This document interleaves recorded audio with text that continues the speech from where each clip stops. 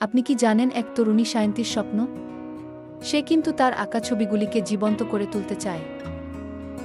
স্বপ্নের রাজ্যে পটভূমি, একটি ছোট্ট গ্রাম নয়নপুর্গ। সেখানে এক তরুণী মেয়ে সায়ন্তী, যিনি সবসময় চিত্রকলায় মগ্ন থাকেন। সায়ন্তীর স্বপ্ন একটি রঙিন রাজ্যে প্রবেশ করা, যেখানে তার আঁকা ছবিগুলি জীবন্ত হয়।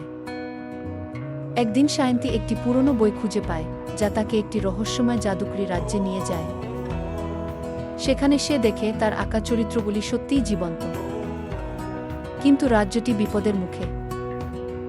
একজন খলনায়ক, ডার্কশেড, রাজ্যের রং নষ্ট করতে চায়। সায়ন্তী তার তৈরি চরিত্রদের সঙ্গে নিয়ে রাজ্যটি রক্ষা করার জন্য দৃঢ় প্রতিজ্ঞ হয়। এই রঙিন অভিযানে সায়ন্তীর সফল হতে পারবে কি? এই রহস্যময় রাজ্যের গল্প জানা থাকবে, সাথেই থাকুন। ভিডিওটি পছন্দ হলে লাইক ও সাবস্ক্রাইব করতে ভুলবেন না।